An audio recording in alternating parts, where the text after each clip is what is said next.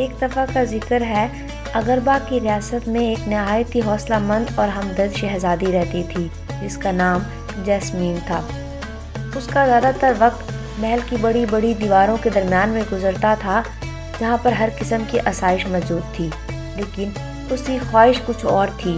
دراصل وہ آزادی چاہتی تھی اور محل کی باہر کی دنیا دیکھنا چاہتی تھی۔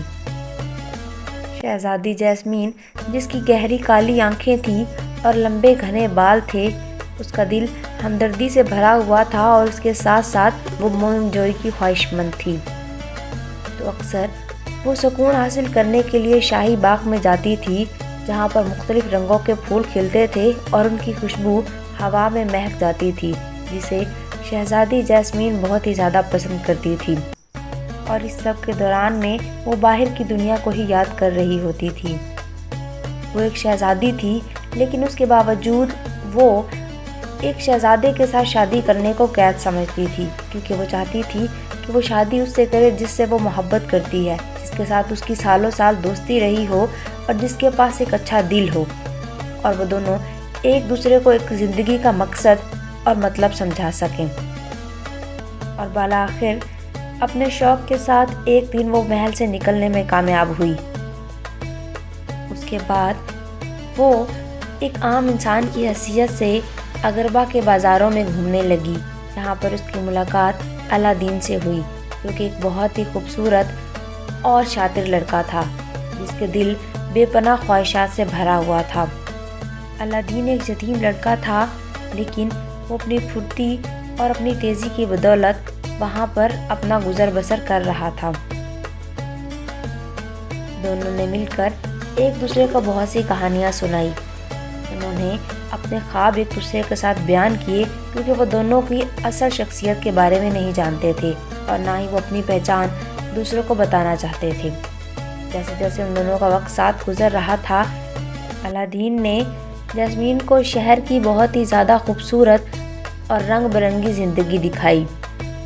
ان کی دوستی کو مشکلات کا سامنا اس وقت کرنا پڑا جب الادین کو شہزادی جیسمین کی حقیقت پتہ چلی، کیونکہ اب وہ دونوں کے لیے ایک مسئلہ بن سکتی تھی، کیونکہ وہ ایک شہزادی تھی اور شہزادی ہونے کے ناطے اس پر بہت سی ذمہ داریاں تھیں اور اسے اپنی خواہشوں کو پیچھے رکھنا تھا۔ اور اس کے ساتھ ساتھ ان کا سامنا ایک بہت ہی زیادہ لالچی اور دھوکے باز جادوگر سے تھا، جو کہ سلطان کا خاص آدمی تھا، اور وہ سلطان سے کسی بھی طرح سے اغربا کی حکومت ہتھیانا چاہتا تھا، کیونکہ وہ چاہتا تھا وہ خود اغربا کا سلطان بن جائے۔ شہزادی جیسمین الادین کے کردار کی سچائی سے بے حد متاثر تھی، اور ان دونوں نے جعفر کی ترتیب دی ہوئی تمام سازشوں کا مل کر سامنا کیا، کیونکہ وہ ان دونوں کو الگ کرنا چاہتا تھا اور ان کی طاقت ہتھیانا چاہتا تھا۔ بہادری اور عزم کے ساتھ شہزادی جیسمین نے جعفر کا مقابلہ کیا اور اسے سراسر انکار کر دیا کہ وہ کسی بھی صورت میں اغربا کا حکومت اس کے ہاتھ میں نہیں جانے دے گی۔ نہایت ہی بہادری کے ساتھ جعفر کی تمام ترکیب کو ختم کر دیا اور دوبارہ سے اغربا میں امن بحال کرنے میں کامیاب ہو گئی۔ اور یوں شہزادی جیسمین کے اٹل جذبے نے لوگوں کو یہ دکھایا تھا کہ وہ اغربا کی شہزادی بننے کے لائق تھی۔ تمام لوگوں نے اسے الادین کے ساتھ اغربا کی شہزادی بنا لیا، اور اس نے لوگوں کے ساتھ یہ وعدہ کیا کہ وہ پوری ریاست میں امن بحال رکھے گی۔